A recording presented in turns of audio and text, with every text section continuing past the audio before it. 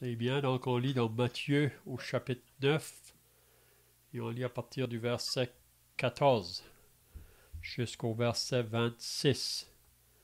Donc je commence la lecture. Alors les disciples de Jean vinrent auprès de Jésus et dirent: Pourquoi nous et les pharisiens jeûnons-nous, tandis que tes disciples ne jeûnent point? Jésus leur répondit: Les amis de l'époux peuvent-ils s'affliger pendant que l'époux est avec eux? Les jours viendront où l'époux leur sera enlevé, et alors ils jeûneront. Personne ne met une Allez-y. pièce de neuf à un vieil habit, car elle emporterait une partie de l'habit et la déchirure serait pire. On ne met pas non plus du vin nouveau dans de vieilles outres. Autrement, les outres se rompent, le vin se répand et les outres sont perdues.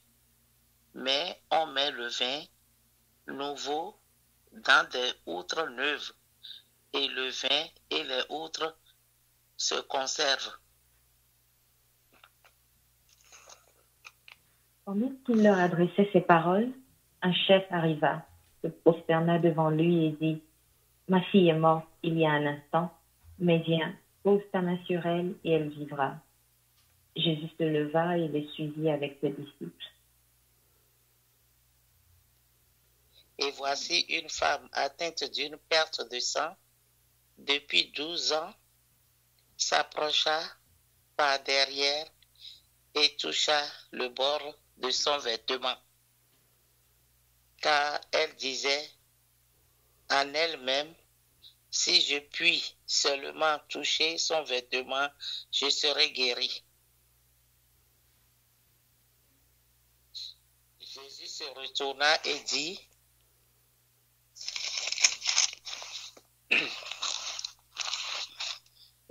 en la voyant: prends courage, ma fille, ta foi t'a guérie. Et cette femme fut guérie à l'heure même. Lorsque Jésus fut arrivé à la maison du chef et qu'il vit les joueurs de flûte et la foule bruyante, il leur dit: Retirez-vous, car la jeune fille n'est pas morte, mais elle dort. Et ils se moquaient de lui. Quand la foule eut été renvoyée, il entra, prit la main de la jeune fille, et la jeune fille se leva. Cette nouvelle se propagea dans toute la région. Amen. C'est bien, donc, si vous étiez là la semaine passée, on avait regardé quand que Jésus avait appelé Matthieu à le suivre. Matthieu était à son travail, à son bureau, puis quand que Jésus a passé par ce chemin, ça nous dit qu'il a vu Matthieu, puis il lui a dit: Suis-moi. Puis ça nous dit que Matthieu se leva et le suivit. Donc, on voit le berger qui appelle sa brebis perdue, et la brebis entend la voix du berger et elle le suit. Donc, on peut voir dans ce passage-là la simplicité du salut. Même un enfant peut comprendre quand que Jésus dit: Suis-moi ou venez à moi. Jésus a souvent dit des paroles très simples, même qu'il pouvait dire: Entrez par la porte étroite, car large est la porte, spacieux le chemin qui mène à la perdition. Il y en a beaucoup qui entrent par là. Mais étroite est la porte, resserrée le chemin qui mène à la vie, il y en a peu qui les trouvent. Donc, on peut dire que Jésus passe encore aujourd'hui, puis il appelle les pécheurs. Mais chaque personne est responsable de répondre à l'appel.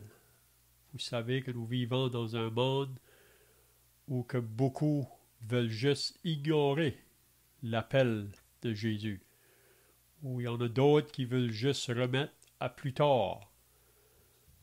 D'autres vraiment restent juste indifférents.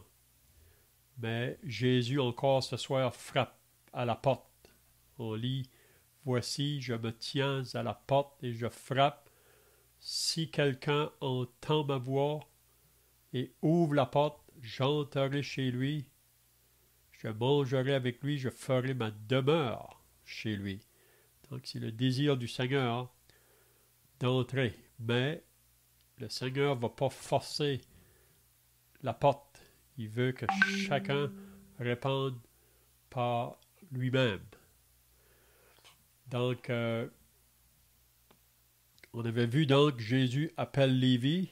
Lévi va le suivre. Puis qu'est-ce qu'on avait vu la semaine passée? Qu'après, Jésus est allé dans la maison de Lévi ou Matthieu. Puis quand que Jésus était dans la maison, il y avait plusieurs personnes qui sont venues, des publicains, probablement des amis de Matthieu. Puis on avait dit la semaine passée que probablement que c'est Matthieu qui voulait que ses amis entendent parler de Jésus. Puis il les a invités, beaucoup sont venus. Les gens de mauvaise vie étaient là. Mais si vous vous rappelez, les pharisiens, les scribes, ont demandé aux disciples de Jésus pourquoi qu'ils mangeaient et qu'ils se tenaient avec les gens de mauvaise vie. Parce que les chefs religieux de ce temps-là, pour eux, ils ne voulaient pas avoir aucun contact avec les publicains ou les gens de mauvaise vie. Pour eux, c'est des gens qui sont impurs. Mais vous vous rappelez qu'est-ce que Jésus leur a dit? Jésus leur a dit, ce ne sont pas ceux qui se portent bien qui ont besoin de médecins, mais les malades. Puis même, il dit plus loin, je ne suis pas venu appeler les justes, mais des pécheurs. Donc, Jésus veut faire comprendre la raison pourquoi il est venu. Il est venu pour chercher et sauver ceux qui sont perdus. Puis à moins qu'une personne réalise sa condition de pécheur perdu, ou qu'elle réalise que devant Dieu, elle est malade, vraiment, dans le sens spirituel, elle ne va pas vouloir venir au médecin ou venir à Jésus. Hein? Puis aussi, Jésus dit, je ne suis pas venu appeler les justes. C'est pas qu'il y a des justes, mais il y a des gens qui pensent qu'ils sont justes à cause de leur vie religieuse. Mais ils sont très loin de Dieu. Ils sont même plus loin que les publicains et les gens de mauvaise vie. Même Jésus a dit dans l'évangile de Matthieu à la fin, là, que les prostituées et les gens de mauvaise vie vous devanceront dans le royaume des cieux, en parlant aux pharisiens. Donc ce soir, on va continuer au verset 14 de Matthieu chapitre 9. Puis ici, on voit maintenant les disciples qui posent une question à Jésus. Mais si on lirait dans autre évangile, dans l'évangile de Marc, puis l'évangile de Luc, qui nous raconte le même événement, là, c'est pour ça que je disais la semaine passée que quand on lit les évangiles, c'est bien, si on lit un événement dans l'évangile de Matthieu, d'aller voir dans les autres quand ils racontent le même événement. Puis parfois, il y a des choses qui sont dites ailleurs qui nous aident à comprendre la première partie, si on peut dire là. C'est la même chose ici. Donc ici, ça nous dit que les disciples de Jean vinrent auprès de Jésus. Mais si on lit dans l'évangile de Marc, au chapitre 2, le verset 18, là, ça nous dit que les disciples et les pharisiens ont demandé cette question-là à Jésus. Donc, peut-être qu'en arrière de tout, là, c'était les pharisiens qui avaient incité les disciples de Jean à vouloir poser cette question. Parce que les pharisiens et les scribes, quand ils étaient autour, ils étaient toujours là dans le but de prendre Jésus au piège ou essayer de le mettre à l'épreuve pour essayer d'amener une accusation contre lui. Mais on peut voir que probablement les deux, les disciples de Jean et les pharisiens, donc quand ils s'approchent ici, il dit à Jésus, « Pourquoi nous et les pharisiens jeûnons-nous, tandis que tes disciples ne jeûnent point? » Donc c'est ça la question qu'il demande à Jésus. Pourquoi que nous on jeûne, puis toi Jésus et tes disciples, vous ne jeûnez point? Puis c'est surtout avec ça qu'on a lu la semaine passée, là. Jésus qui était avec les gens de mauvaise vie, avec les publicains, il est en train de manger à la table. Et ils ne sont pas en train de jeûner, là. Donc, les pharisiens et les disciples de Jean, ils se posent des questions. Pourquoi? Mais là, Jésus va leur répondre pourquoi. Jésus leur répondit, « Les amis de l'époux peuvent-ils s'affliger pendant que l'époux est avec eux? » Donc, si vous êtes dans un mariage, quand que l'époux se trouve là, puis les amis qui viennent, est-ce que c'est le temps dans un mariage pour jeûner ou pour être attristé ou s'affliger? Donc, c'est pas le temps vraiment. Et quand que l'époux est là et les amis sont là, vraiment, c'est un temps pour se réjouir. Et c'est un temps de joie. Donc, c'est ça que Jésus veut faire comprendre aux pharisiens et aux disciples de Jean, là. Eux sont en train de jeûner, mais ces disciples ne jeûnent point. Pourquoi? Parce que l'époux est avec eux.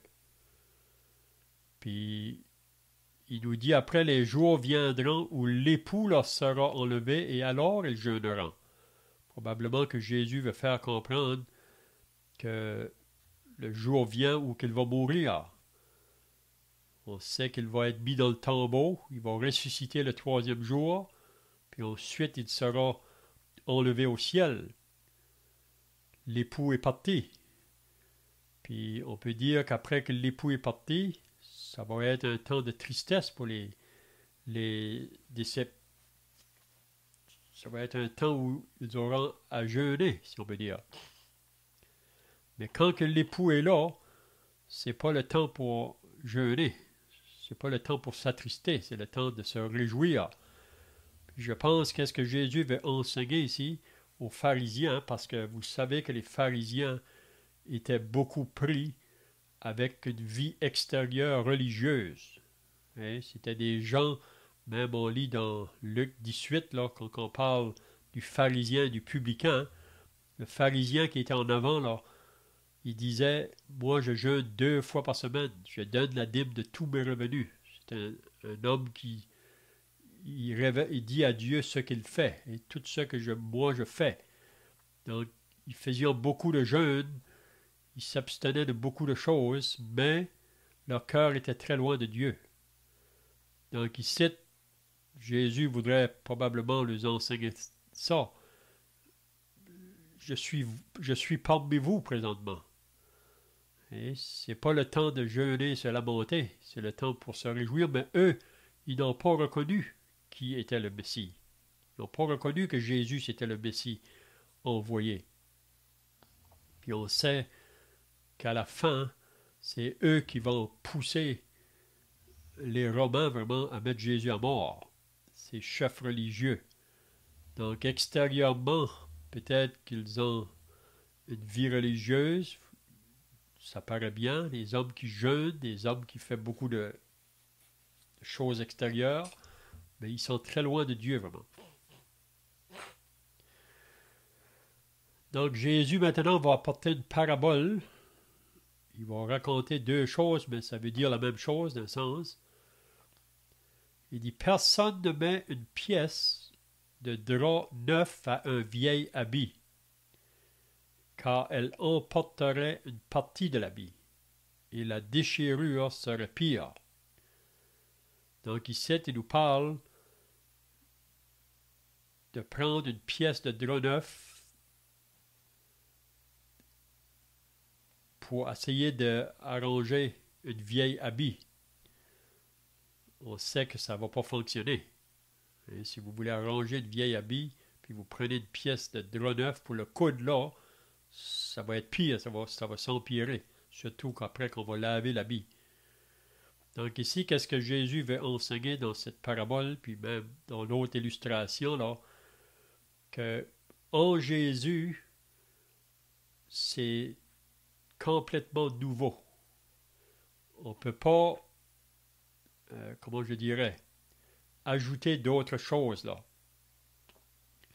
Surtout pas ajouter ce qui est associé à l'ancienne alliance.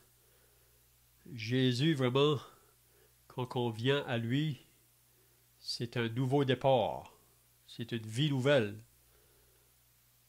Puis c'est une vie associée à la grâce de Dieu. Tandis que sous l'ancienne alliance, c'était la loi. Puis vous savez tous que la loi en elle-même est bonne, elle est parfaite. Mais qu'est-ce que la loi apporte à l'homme? Premièrement, elle révèle son péché. Puis ensuite, elle le place sous la condamnation, vraiment. La loi ne peut rien faire pour l'homme pécheur. La loi nous condamne. Donc, quand Jésus est venu, lui, il n'est pas venu pour essayer d'améliorer l'homme qui est sous la loi. Il est venu pour le changer complètement, lui donner un cœur nouveau. Donc, je pense que c'est ça la pensée quand il dit, là, on ne peut pas prendre une pièce de drap neuf pour la mettre à un vieil habit.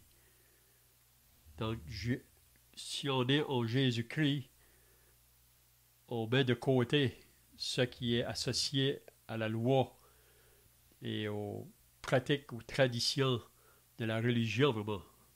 Ça pouvait être associé au judaïsme, mais aussi à toutes les religions qui est dans le monde aujourd'hui. Vous savez, la religion ne peut jamais transformer un homme. La religion peut produire quelque chose extérieur, mais elle ne peut pas changer l'intérieur de l'être humain. Donc c'est ça qui était associé avec la loi ou l'ancienne alliance. Mais quand Jésus est venu, lui, il change l'intérieur. C'est pour ça qu'il pouvait dire à Nicodème, à moins qu'un homme soit né de nouveau, il ne peut pas entrer dans le royaume de Dieu. Donc il nous faut une nouvelle naissance.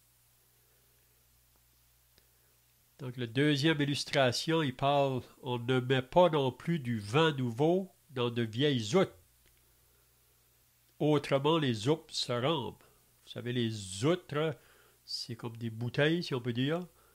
Mais c'était fait avec une peau d'animal, là. Puis on faisait des outres, puis dans ces outres-là, quand ils étaient neuves, on pouvait mettre du vin nouveau dans des outres neuves. Mais on ne peut pas mettre du vin nouveau dans des vieilles outres. Pourquoi? Parce que le vin nouveau, quand il est placé dans des vieilles outres, il va se fermenter, puis il va briser les vieilles outres. Ça prend des outres neuves pour mettre du vin nouveau. Donc c'est la même pensée. En Jésus-Christ, vraiment, on est des nouvelles créatures. Puis on ne peut pas ajouter les choses de l'ancienne alliance. C'est complètement nouveau. Et si quelqu'un est en Christ, il est une nouvelle créature, les choses anciennes sont passées, toutes choses sont devenues nouvelles, et tout cela vient de Dieu. Donc c'est pour ça que la vie chrétienne, on ne peut pas la vivre par nous autres mêmes, comme qu'on ne pouvait pas se sauver nous-mêmes. On ne peut pas vivre la vie chrétienne non plus par nos propres forces. C'est seulement par l'Esprit de Dieu. Donc c'est pour ça qu'on est exhorté dans la parole à marcher selon l'Esprit afin de ne pas accomplir les désirs de la chair, parce que la chair s'oppose toujours aux choses de l'Esprit. Puis si on va être capable d'avoir une vie victorieuse, c'est une marche par l'Esprit. Donc, qu'est-ce que ça veut dire une marche par l'Esprit? C'est une marche en communion avec Dieu. Donc, il ne faut pas laisser rien qui vienne pour rompre cette communion. Vous savez, le péché dans la vie d'un croyant enlève la joie du croyant. Mais il faut le confesser. Puis, le moment qu'on le confesse, la communion avec Dieu est pleine. Puis le Saint-Esprit de Dieu peut prendre le contrôle complètement sur nous, là. Donc, je ne sais pas s'il y a des questions ici ou si vous avez des pensées à ajouter, là.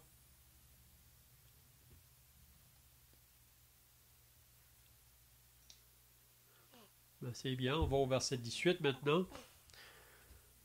Tandis qu'il leur adressait ces paroles. Donc, tandis que Jésus parle à ces pharisiens, là, aux disciples de Jean qui lui ont posé cette question, ça nous dit qu'il y a un chef qui est venu à lui. Puis on lit dans un autre évangile, là, il mentionne le nom de ce chef, c'était Jairus. C'était un chef de synagogue. Puis il est venu à Jésus, il s'est prosterné devant lui. Donc on voit un chef religieux qui se prosterne devant Jésus parce qu'il est dans une grande détresse. Il voit que Jésus peut faire quelque chose pour la détresse dans laquelle il se trouve. Puis vous savez que si vous êtes dans une détresse, si vous êtes dans un état ou un événement qui est difficile, c'est vraiment à Jésus qu'il faut venir. Comme cet homme-là. Il savait que Jésus pouvait faire quelque chose pour lui. Puis qu'est-ce que c'était? Sa tristesse, c'était que sa fille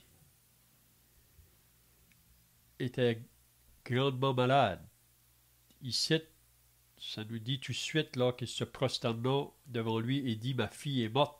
Mais si on lit dans l'autre évangile, ça ne nous dit pas tout de suite que la fille est morte. Il appelait Jésus à venir tout de suite à la maison parce que sa fille était dans un état très critique. Une jeune fille de 12 ans qui, pour le chef de synagogue, elle allait mourir. Puis si vous vous rappelez, dans l'autre évangile, ça va nous dire que pendant que Jésus allait à la maison de cet homme-là, il y a une femme qui est venue. C'est ça qu'on lit au verset 20 là. Et voici une femme atteinte d'une perte de sang depuis 12 ans. Donc, Jésus est en marche pour aller vers la maison de cet homme-là, parce que sa fille est gravement malade. Mais pendant que Jésus est en marche, cette femme ici, elle était malade depuis 12 ans. Puis sa maladie, c'était qu'elle avait une perte de sang. Puis on peut se demander comment est-ce que cette personne-là a pu vivre aussi longtemps là, en ayant une perte de sang. Donc, on peut voir encore là que c'est la grâce de Dieu qui l'a tenue debout. Mais cette femme-là,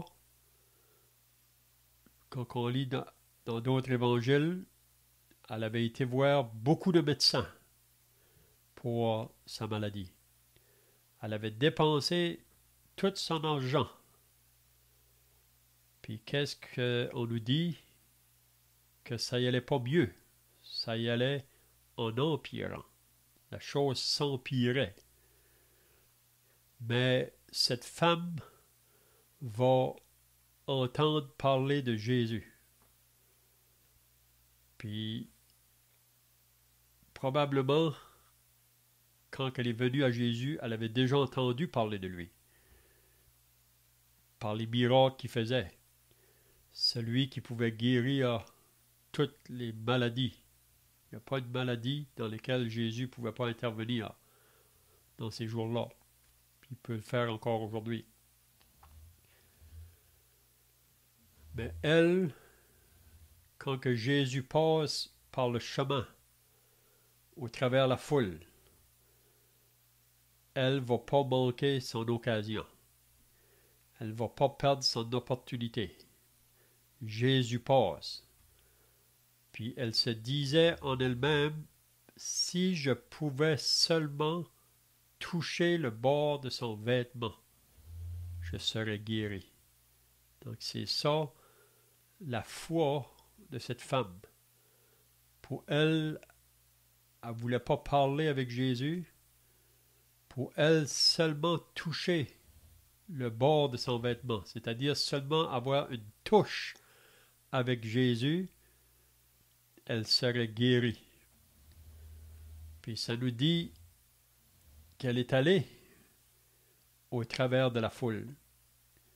Vous savez, pour cette femme-là, là, à cause de cette maladie qu'elle avait, une perte de sang, elle était regardée comme une femme impure.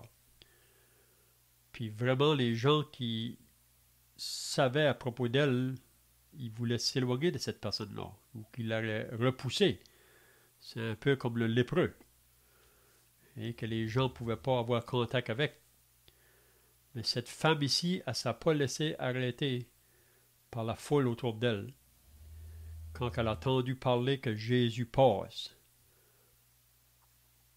Ça nous dit qu'elle est allée au travers de la foule, puis elle a touché le bord de son vêtement. Puis le moment qu'elle a touché le bord du vêtement de Jésus, ça dit qu'elle a été guérie à l'instant même. Puis ça nous dit que Jésus se retourna et dit en la voyant, « Prends courage, ma fille, ta foi t'a guérie. » Et cette femme fut guérie à l'heure même. Donc on voit avoir une touche avec Jésus. Cette femme-là, elle a été guérie de sa maladie. Puis aussi, elle a été sauvée. Puis probablement que cette femme-là, par la suite, pouvait raconter à tous ceux qui venaient en contact avec elle ce que Jésus avait fait pour elle. Puis c'est la même chose pour nous qui sommes sauvés. Le Seigneur prend plaisir quand que nous racontons aux autres ce que Jésus a fait pour nous. Puis on peut le faire dans des paroles très simples. Mais donc, vous vous rappelez que Jésus était en marche pour aller dans la maison du chef, du chef qui était venu le voir pour sa petite fille, là. Mais si on lit dans l'évangile de Marc, au chapitre 5, ça nous dit que après que cette femme-là a été guérie, il y a des personnes qui sont venues dire à Jésus « N'importune plus le maître » ou « Dérange plus le maître, ta petite fille est morte. » Donc c'est à ce moment-là que Jairus apprend que sa petite fille est morte. Vous pouvez vous imaginer ce qui s'est passé au-dedans de cet homme-là, dans ses entrailles, d'apprendre que sa petite fille de 12 ans est morte. Mais dans l'évangile de Marc, Jésus va lui dire « Ne crains pas, crois seulement. » Donc, ne crains pas, crois seulement. Puis Jésus peut nous dire encore ces paroles-là aujourd'hui. Il ne faut pas craindre. Jésus est au contrôle de toutes nos situations. Il n'y a rien qui échappe à ses regards. Puis on voit que cet homme-là, après qu'il a entendu les paroles de Jésus, probablement que tout est devenu calme, sans tout comprendre, sans savoir qu'est-ce qui va se passer, mais il met sa confiance dans les paroles que Jésus vient de lui dire. Ne crains point, crois seulement. On a un peu les mêmes paroles dans Ésaïe là, qui nous dit « Ne crains point, ne promène pas tes regards inquiets, car je suis ton Dieu. » Donc Jésus s'avance maintenant vers la maison. Puis ça nous dit « Lorsque Jésus fut arrivé à la maison du chef, et qu'il vit les joueurs de flûte et la foule bruyante. » Donc, on peut voir qu'une foule de personnes se trouve là, probablement des personnes qui pleurent sur cette jeune fille-là qui est morte. Mais quand Jésus s'approche des autres, il va leur dire de se retirer. Retirez-vous, car la jeune fille n'est pas morte, mais elle dort. Donc la fille était réellement morte, mais pour Jésus, elle est seulement dans un sommeil, parce que Jésus a la puissance de lui donner de nouveau la vie. Et vous vous rappelez, quand que Jésus est venu au tombeau de Lazare, on lit ça dans Jean chapitre 11. Puis quand il est arrivé là, en premier, il est venu vers Marthe et Marie, les sœurs de Lazare. Puis tous les deux avaient dit à Jésus, « Si tu avais été ici, mon frère ne serait pas mort. » Mais Jésus pouvait leur dire, « Si tu crois, tu verras la gloire de Dieu. » Puis Jésus s'est rendu à la tombe où Lazare se trouvait. Même, on a dit que ça fait 4 jours qu'il est mort, il le sent déjà. Mais on peut se faire le portrait, là, quand que Jésus s'est approché du tombeau, la foule se trouvait là, puis probablement leurs yeux étaient rivés sur Jésus. Puis Jésus a prié son Père. Puis après, il a dit, Lazare sort. Puis au même instant, Lazare est sorti. Il était enveloppé là, de bandes. Puis Jésus a dit, déliez-le. Donc vous pouvez vous imaginer la joie qui s'est faite là. Même Jésus a pu dire, je suis la résurrection et la vie. Celui qui croit en moi ne mourra jamais. Donc ici, on voit la même chose. Quand que Jésus dit aux gens de se retirer, ça nous dit qu'ils sont moqués de lui. Les gens sont moqués de Jésus. Comme aujourd'hui, il y a beaucoup de gens qui se moquent de Jésus. Mais là, Jésus va rentrer dans la chambre. Puis ça nous dit dans l'évangile de Marc qu'il a fait entrer ses parents, les parents de la jeune fille avec lui. Puis il y avait 3 de ses disciples, Pierre, Jean et Jacques. Puis Jésus s'est approché. Puis il a pris cette jeune fille par la main, ça dit. Il prit la main de la jeune fille. Puis on lit dans l'évangile de Marc, ici ça ne le mentionne pas, mais il a dit, en la prenant par la main, là, Dalita Kumi, jeune fille, lève-toi. Puis ça nous dit qu'elle s'est levée à l'instant même. Donc vous pouvez vous imaginer la joie dans le cœur des parents de voir cette jeune fille-là de 12 ans qui était sans vie, puis que Dieu, le Seigneur, lui donne la vie. Le bruit s'en répandit dans toute la contrée. Donc partout, on a entendu parler qu'est-ce que Jésus avait fait à cette jeune fille. Puis ça aurait été assez pour que les gens se tournent vers Jésus pour croire en lui.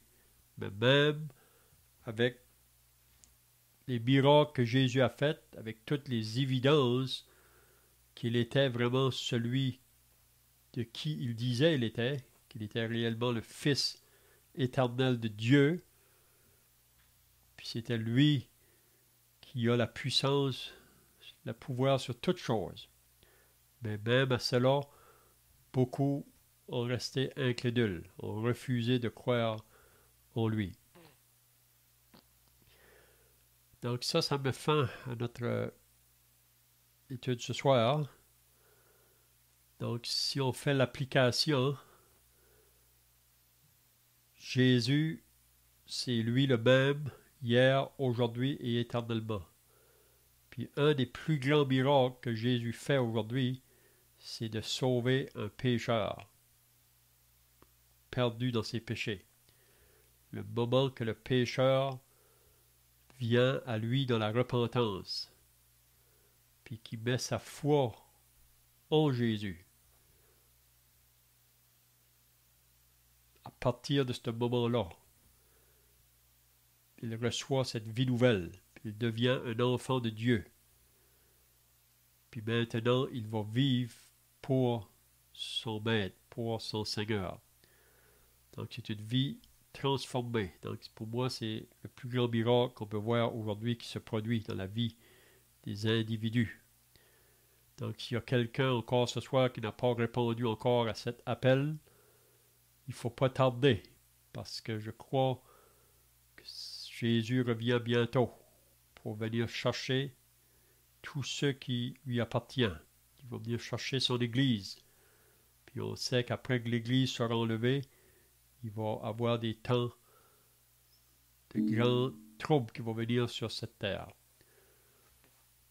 Donc on va maintenant terminer par la prière, puis ensuite on peut chanter un cantique pour terminer.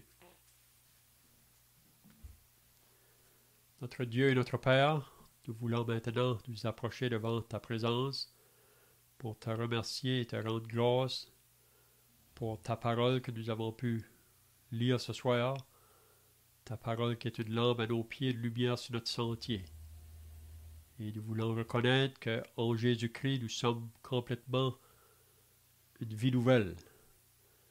Et que maintenant, notre désir, c'est de vouloir l'obéir et faire les choses qu'il nous demande. Donc on prie ta bénédiction sur tous ceux qui sont présents. Bénis ta parole à nos cœurs, au nom du Seigneur Jésus. Amen.